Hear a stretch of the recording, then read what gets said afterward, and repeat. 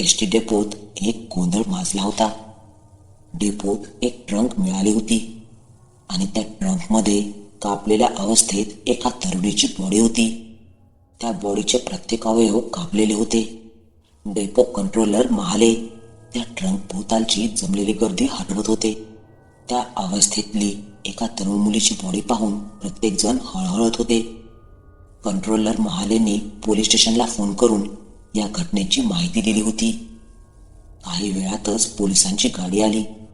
Inspector Sawant, हवालदार More, sub inspector Yadav, LPC राणेबाई constable सहित जमलेल्या गर्दीच्या ठिकाणी आले.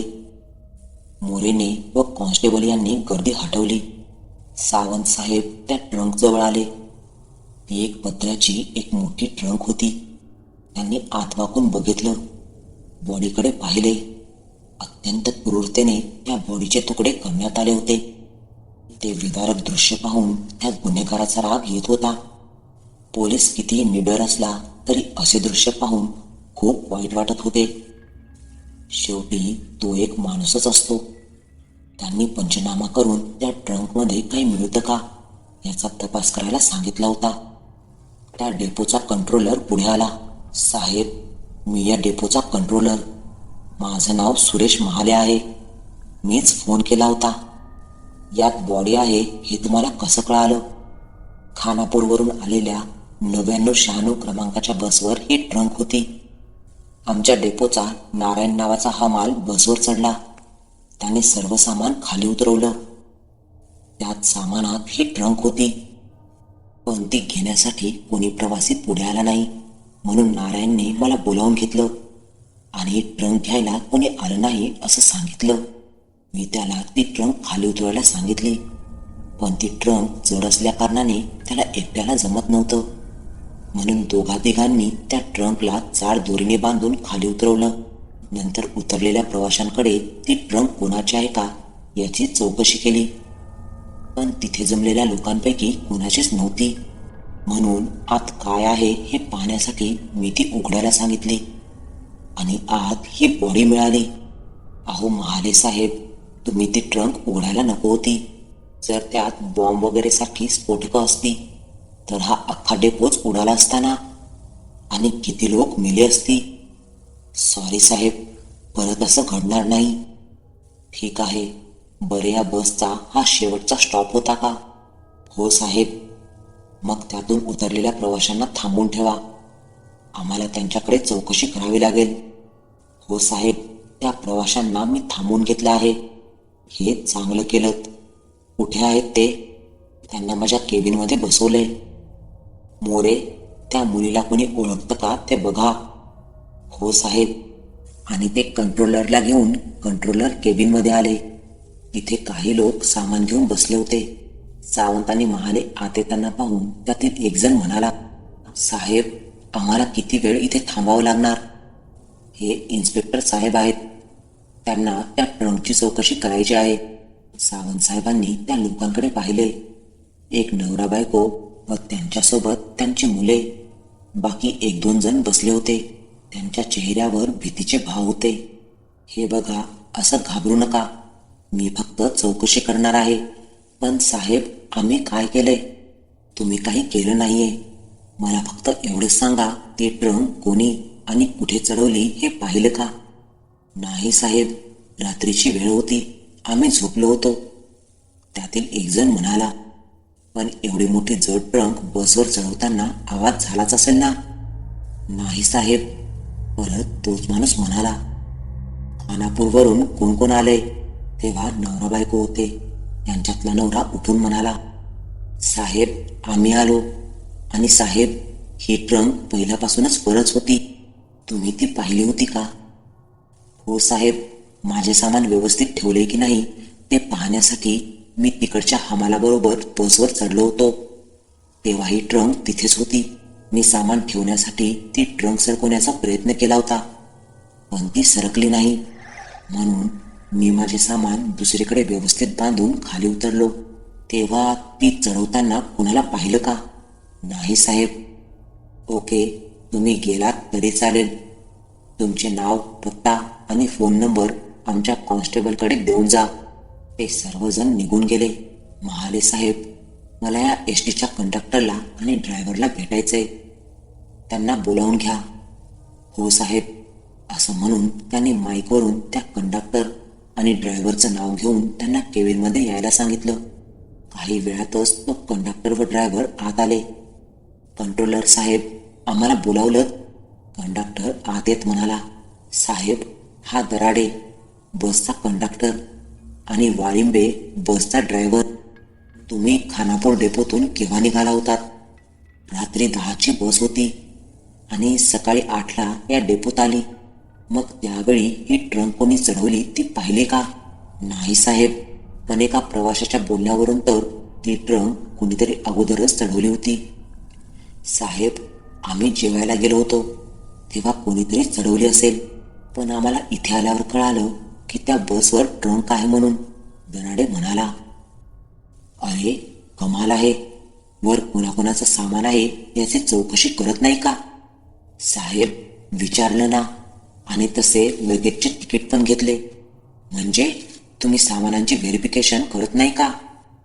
नाही साहेब, आम्ही प्रवाशांनी डेपोत वजन केल्यावर वजनाचे तिकीट देतो. याचा अर्थ उद्या तुमच्या एसटीवर कोणी स्फोटक वस्तू ठेवल्या तरी तुम्हाला व्हेरिफिकेशन न करता तुम्ही घेऊन याल.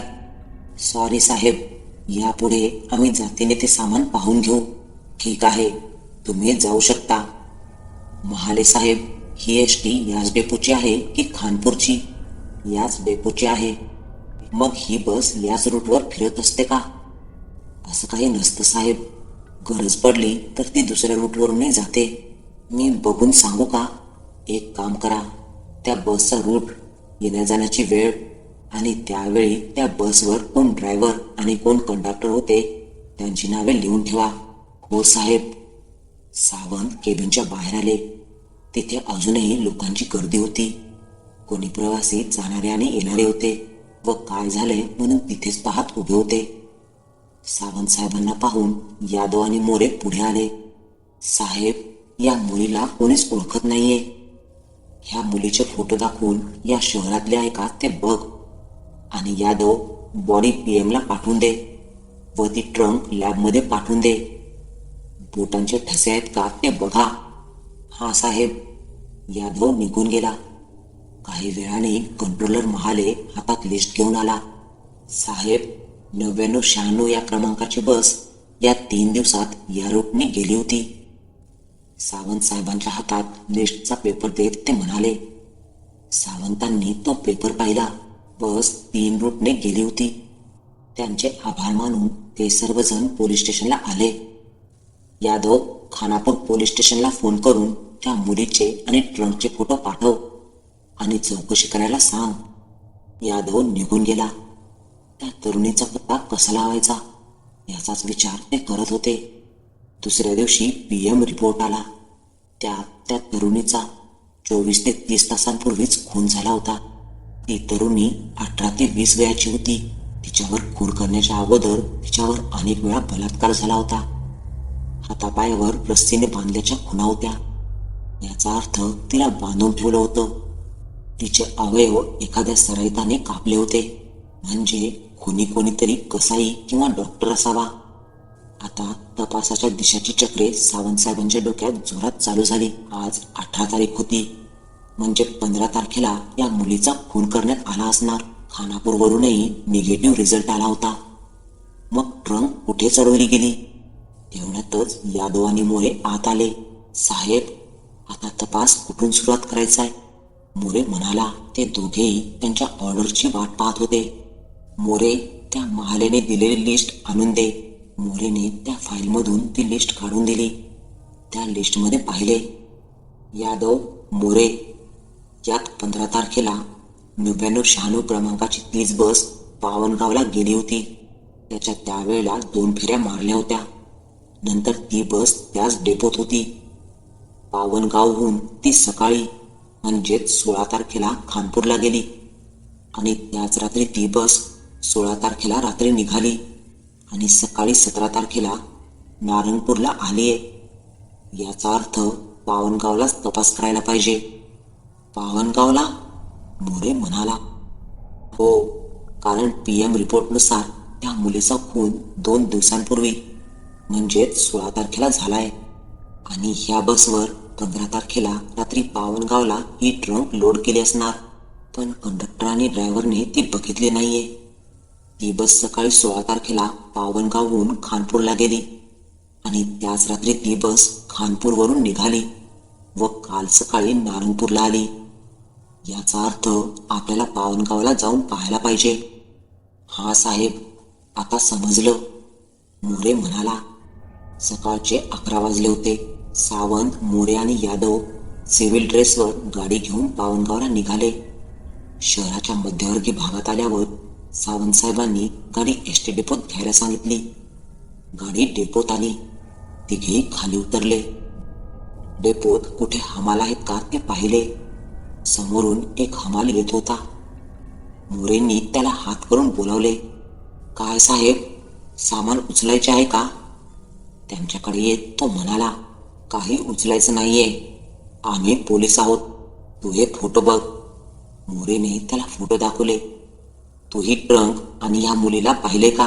त्याने ते फोटो पाहिले. नाही साहेब, मी नाही बघितली ही ट्रंक आणि या मुलीलाही. तुझे दुसरे जोडीदार कुठे आहेत? त्यांना बोलाव लवकर. त्याने प्रत्येकांना बोलावून घेतले आणि ते फोटो दाखवले. पण कोणीच ते ओळखत नव्हते आणि ते जायला वळले तेव्हा त्यातीलच एक हमाल त्यांच्याकडे आला. साहेब, ती हीच ट्रंक आहे की माहिती नाही, पण या डेपोत एक भिकारी असतो. तो मला काल म्हणाला होता की रात्री एक मोठी ट्रंक बघितली होती. कुठे आहे तो भिकारी? सावंत साहेब पटकन पुढे येत म्हणाले, थांबा साहेब, त्याला बोलावून आणतो. असं म्हणून तो हमाल निघून जातो. काही वेळाने एका दाढी वाढलेल्या, फाटके कपडे घातलेल्या माणसाला घेऊन आला. त्याच्या हातात एक जुनं पुराणं वाडगं होतं. साहेब, हा दगडू या डेपोत भीक मागत असतो, यानेच मला काल सांगितले. त्याला ते फोटो दाखवले. त्याने फोटो पाहिल्याबरोबर म्हणाला, हो साहेब, ही ट्रंक 3 दिवसांपूर्वीच रात्री 2 माणसं घेऊन आली होती. तू काय करत होता रात्री? साहेब, सकाळी भीक मागतो आणि रात्री इथे झोपतो. तेव्हा रात्री 1:30च्या सुमारास या ट्रंकच्या आवाजाने मला जाग आली आणि मी पाहिलं की कशी तरी ती ट्रंक सांभाळत ते घेऊन येत होते. मला वाटलं की सकाळच्या गाडीने जाणार असतील म्हणून रात्री आले असतील. ते काय म्हणत होते का? हो साहेब, मी जागा आहे ते पाहून मला म्हणाले की आता रात्री खानपूरला जाणारी गाडी कोणती आहे. मी त्यांना म्हटलं की सकाळी 6 वाजताची आहे. तेव्हा ते म्हणाले, या उभ्या असलेल्या बसपैकी कोणती बस जाईल. मी रोजच्या सारखीच त्यांना बस दाखवली आणि झोपून गेलो. नंतर सकाळी उठून बघितल्यावर पाहिलं तर ते दोघे कुठे दिसले नाहीत. तू परत पाहिल्यावर त्यांना ओळखू शकतोस का? सावंत म्हणाले, नाही साहेब, ते मी सांगू शकत नाही, कारण त्यावेळी अंधार होता. हो पण साहेब, त्यातील एकाच्या हाताला पट्टी बांधलेली होती. बहुतेक त्याच्या हाताला काहीतरी लागलं असावं. सावंत साहेबांनी पॉकेटमधून 100ची नोट काढली आणि त्या भिकाऱ्याला द्यायला लागले. तेव्हा त्याने ती नोट घ्यायला नकार दिला. सर्वजण त्याच्याकडे चकित होऊन पाहू लागले. साहेब, मी एक भिकारी आहे, पण पोलिसांना मदत करणे हे माझे कर्तव्य आहे. तो असं म्हणताच त्याच्याकडे सर्वजण पाहतच राहिले. ठीक आहे, तू जा. तो भिकारी निघून गेला. यादव, मोरे, आता आपल्या पुढे ते अज्ञात 2 संशयित आहेत, पण त्यांना कसं शोधायचं? आता ही ट्रंक कुठे मिळते याचा तपास घेऊया. जर बॉडी सकट ही ट्रंक लोड केली असेल तर ही ट्रंक याच शहरात कुठेतरी खरेदी केली असणार. बाजारपेठ कुठे आहे याचा तपास करा. बाजारपेठेचा तपास करून ते बाजारात आले. एका बाजूला अशा ट्रंक विकणाऱ्यांची दुकाने होती. एका दुकानात गेले आणि त्यांनी त्या ट्रंकचा फोटो दाखवला. तेव्हा त्याने ही ट्रंक प्रभुदासच्या दुकानातली आहे असं सांगितलं. ते प्रभुदासच्या दुकानात आले. सिव्हिल ड्रेसवर असल्यामुळे प्रभुदासने गिराईक समजून त्यांचे स्वागत केले. या या, कोणती बॅग देऊ? प्रभुदास म्हणाला. मोरे पुढे झाला आणि त्यांनी ट्रंकचा फोटो दाखवला. अच्छा, अशी ट्रंक पाहिजे का? शेठजी, आम्ही पोलीस आहोत आणि ही ट्रंक तुमच्याकडची आहे का? हो साहेब, ही ट्रंक माझ्याच दुकानातून विकली गेली आहे. कमाल आहे. नुसता फोटो पाहून ही ट्रंक तुमच्याच दुकानातून विकली गेल्याचे सांगता आहात? सावंत साहेब म्हणाले. अहो साहेब, त्या ट्रंकवर बघा, पिवळा रंग लावला आहे. त्या रंगाचा काय संबंध? मोरे पटकन म्हणाला. ट्रंक कुठून विकली गेली आहे हे कळण्यासाठी आम्ही प्रत्येक दुकानदाराने रंग वाटून घेतले आहेत. त्यामुळे कोणताही गिराईक कुठच्याही दुकानात जाऊन ते बदलू शकत नाही. प्रभुदास म्हणाला. मग मला सांगा, ही ट्रंक कोणी विकत घेतली होती? पण साहेब, ट्रंक तर प्रत्येकजण विकत घेतात. आता हे कसं सांगणार? पण शेठ, अशा ट्रंक काय जास्त लोक घेत नाहीत ना? सावंत साहेब म्हणाले. बरोबर आहे साहेब, पण या महिन्यात मी अशा प्रकारच्या 4 ट्रंक विकले आहेत. प्रभुदास फोटो पाहत म्हणाला. 4-5 दिवसांपूर्वी अशी ट्रंक कोणाला विकली होती का? सावंत साहेब म्हणाले. हा साहेब, विकली होती. मी पावती पुस्तक बघून सांगतो. असं म्हणून पावती पुस्तक हातात घेतले. त्यात पाहिले. हा साहेब, ही ट्रंक माझ्याच दुकानातून विकली गेली आहे. तुम्ही त्याचे नाव आणि पत्ता सांगू शकता का? सावंत साहेब म्हणाले. नाही साहेब, आम्ही फक्त नाव लिहितो. त्याचे नाव विकी आहे. किती तारखेला विकत घेतली होती? सावंत साहेबांनी विचारले. 15 तारखेला घेतलीये. पावती पुस्तक पाहत प्रभुदास म्हणाला. हा साहेब, ते 2 जण आले होते. त्यातील एक जण खूप घाई करत होता. त्याला ट्रंक घेण्याची खूप घाई लागली होती. त्यांच्या बोलण्यातून काही कळत होतं का? नाही साहेब, दुसरा जो होता तो त्याला शांत राहायला सांगत होता. बरं, तुम्ही त्याला परत पाहिलं तर ओळखू शकाल का? सावंत साहेब म्हणाले. हो साहेब, नक्कीच. Very good. मग तुम्ही आमच्या स्केच आर्टिस्ट कडून स्केच काढू शकता. हो साहेब. यादव, इथल्या पोलीस स्टेशनला कळवा आणि स्केच आर्टिस्टला बोलावून घ्या आणि स्केच काढून घ्या. हो साहेब. यादवने स्थानिक पोलीस स्टेशनला फोन लावून सर्व माहिती सांगितली. प्रभुदासला घेऊन ते पावनगाव पोलीस स्टेशनला आले. इन्स्पेक्टर पाटकर त्यांचीच वाट पाहत होते. सावंत साहेब केबिनमध्ये आले. जय हिंद. जय हिंद सावंत साहेब. पाटकर खुर्चीतून उठून उभे राहत म्हणाले. सावंत साहेब पाटकरांशी हात मिळवत म्हणाले. जय हिंद. सावंत समोरच्या खुर्चीत बसले.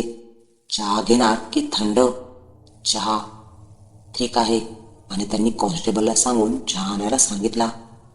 यादवने प्रभुदासकडून स्केच काढून घेतले आणि केबिनमध्ये आला. साहेब, हे या दोघांचे स्केच आहे, असं म्हणून ते स्केच त्या टेबलावर ठेवले. सावंत साहेबांनी ते स्केच पाहिले आणि पाटकरांनाही दाखवले. त्यांनी ते स्केच पाहिले. ते काहीतरी आठवण्याचा प्रयत्न करायला लागले. पाटकर साहेब, कुठेतरी पाहिल्यासारखं आठवते का? कुठे पाहिले ते पटकन आठवत नाहीये. थांबा, आमच्या PSI आयरेला माहिती असणार, असं म्हणून आयरेला बोलावलं. आयरे आत आला आणि कडकडीत सेल्यूट ठोकला. आयरे, हे नारायणपूरचे इन्स्पेक्टर सावंत साहेब आहेत. जय हिंद साहेब. त्यांनाही सेल्यूट मारत तो म्हणाला. जय हिंद. सावंत साहेब त्याचा सॅल्यूट स्वीकारत म्हणाले. आयरे, हे स्केच बघ, कुठेतरी पाहिल्यासारखे वाटते का? आयरेने ते स्केच पाहिले. त्यातील एका स्केचवर बोट ठेवत म्हणाला. साहेब, याचे नाव विकी आहे. अरे हां, आता आठवलं. सावंत साहेब, एक मुलगी हरवली आहे म्हणून त्या मुलीच्या आईवडिलांबरोबर हाही आला होता. पाटकर असे म्हणतात सावंत साहेबांचे डोळे लकाकले. मुलगी? तिचं नाव? आयरे, ती फाईल घेऊन ये, पाटकर म्हणाले. आयरेने फाईल आणली. साहेब, त्या मुलीचं नाव रश्मी आहे. 22 वय आहे. हिच्या आईवडिलांबरोबर आलेला तो विकी जास्तच बोलायला लागला होता. जर लवकरात लवकर रश्मीला नाही शोधलं तर आमदारांना सांगेल, अशी एकसारखी धमकी देत होता. त्यावेळी पाटकर साहेबांनी त्याच्या कानाखाली आवाजच काढला होता. तेव्हा त्याचा आवाजच बंद झाला होता. तक्रार केव्हा केली?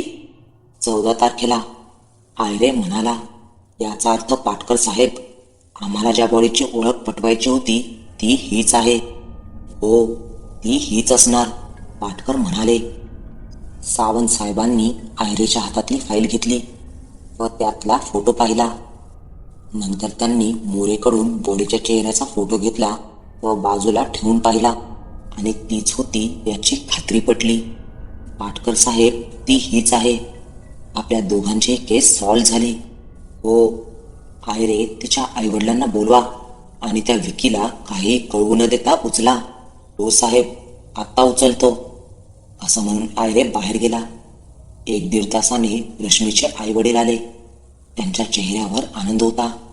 ते आत येताच म्हणाले, साहेब, आमची रश्मी सापडली का? या बसा. ते बसल्यावर पाटकर म्हणाले, हे नारायणपूरचे इन्स्पेक्टर सावंत साहेब आहेत. त्यांना तुमची रश्मी सापडली आहे. रश्मीच्या आईवडिलांनी सावंत साहेबांकडे पाहिले. आमची रश्मी कुठे सापडली? कुठे आमची रश्मी? रश्मीच्या आईवडील म्हणाले. आणि सावंत साहेबांनी त्यांना सर्व हकीकत सांगितली. आणि तिथे रश्मीच्या आईने हंबरडा फोडला. वडील शून्य नजरेने त्यांच्याकडे पाहत राहिले. थोड्या वेळाने ते वातावरण शांत झाले. मला सांगा, रश्मी काय करायची? म्हणजे कॉलेज की जॉब? जॉब करायची. आमची ती एकुलती एक मुलगी होती साहेब, वडील रडवलेल्या स्वरात म्हणाले. आणि त्या दिवशी तुमच्याबरोबर एक विकी नावाचा तरुण आला होता. तो कोण होता? विकी? तो रश्मीचा मानलेला भाऊ आहे. रश्मी त्याला राखी बांधत होती. तुमचा कुणावर संशय आहे का? नाही साहेब, माझी मुलगी एकदम सरळ आणि शांत स्वभावाची होती. ठीक आहे, तुम्ही गेलात तरी चालेल. मी रश्मीची बॉडी तुमच्यापर्यंत पोहोचवण्याची व्यवस्था करतो. ते दोघे उठून निघून गेले. पाटकर साहेब, आता विकीची पाळी. आयरे, त्याला घेऊन ये. हो साहेब, असं म्हणून तो बाहेर गेला. मोरे, त्या दुकानदाराला फोन करून इथे बोलावून घे. मोरेने दुकानदाराला फोन लावून इथे बोलावलं. आयरे त्या विकीला घेऊन आत आला. सावंत साहेबांनी त्याच्याकडे पाहून स्केचकडे पाहिले. त्याचेच स्केच होते. साहेब, मला गुन्हेगारासारखे कशाला पकडून आणले? त्याच्या चेहऱ्यावर भीतीच्या थोड्या रेषा उमटल्या होत्या. अरे, चौकशी करायची होती. तुझा त्या दिवशीचा थोडासाच पाहुणचार झाला होता. आज तो पूर्ण करायचा आहे. पाहुणचार? पण साहेब, मी काय केलंय? तू काय केलंस हे सावंत साहेब सांगतील, पाटकर म्हणाले. विक्कीने सावंत साहेबांकडे पाहिले. विक्की? नाव खूप चांगलं आहे. मग रश्मीला का मारलंस? तुम्हाला नक्की काय म्हणायचंय? तो कावराबावरा होत म्हणाला. मला काय म्हणायचंय ते तुला चांगलंच समजलंय. रश्मीचा खून का केलास? तुम्हाला काय वाटतं? रश्मीचा खून मी केला?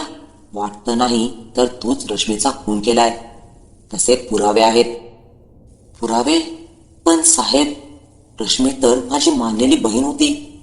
मी कशाला मारू तिला? तो प्रत्येक शब्द विचार करून बोलतोय हे सावंत साहेबांच्या लक्षात आले. ते तुलाच सांगावे लागेल. बाजारातून त्या प्रभुदास दुकानदाराकडून ट्रंक का घेतली?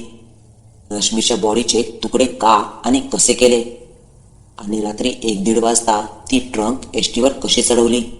सावंत साहेब बोलताना त्याच्या चेहऱ्याचे निरीक्षण करत म्हणाले. तो थोडा घाबरलेला दिसत होता. तेवढ्यातच मोरे त्या दुकानदाराला घेऊन आत आला. या प्रभुदास, या मुलाला ओळखता का? प्रभुदासने त्याच्याकडे पाहिले. हो साहेब, हाच आला होता ट्रंक न्यायला. प्रभुदासने असं म्हणताच विकी समजून गेला की आपण आता पूर्णपणे यात अडकलो आहे. पोलीस आपल्यापर्यंत पोहोचू नये यासाठी जी काळजी घेतली होती ती निष्फळ ठरली. तो शांतपणे मान खाली घालून उभा होता. विकी, अजून पुरावे पाहिजेत का? त्या भिकाऱ्याला पण बोलावतो. त्याची काही गरज नाही साहेब, मीच तिचा खून केला.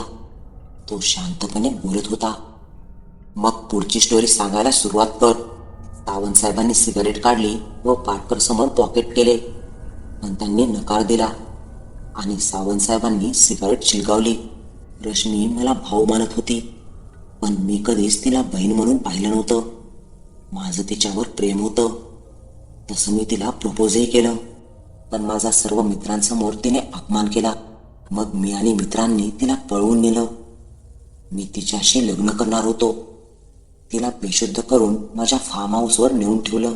तिथे जेव्हा ती शुद्धीवर आली तेव्हा ती मला खूप बोलली. त्या रागाच्या भरात मी तिच्यावर बलात्कार केला. माझी इच्छा पूर्ण झाली होती.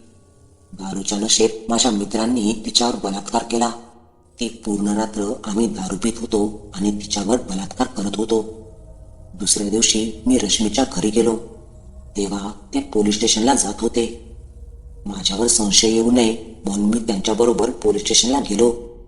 तिथून मी परत फार्म हाऊसवर आलो. रश्मी एकसारखी पोलिसात जायची धमकी देत होती म्हणून तिला मारण्याशिवाय गत्यंतर नव्हते. आम्ही तिला मारल्यावर माझा मित्र रमेश हा कसाईचे काम करत असतो. त्याने तिचे तुकडे केले.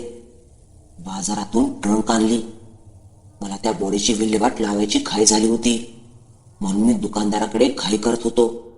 ट्रंकमध्ये तिचे तुकडे भरले व तिथे असलेल्या एसटीवर चढवली व तिथून निघून आलो. फक्त एकच चूक झाली तुझी. ट्रंक आणायला तू जायला नको होतं. तिथेच आमची केस सॉल्व्ह झाली. सिगारेटचा कश मारत ते म्हणाले, यादव घ्या ह्याला ताब्यात आणि याच्या मित्रांनाही आणा आणि चार्जशीट दाखल करून कोर्टात सादर करा. असं म्हणून त्यांनी सिगारेट विझवली.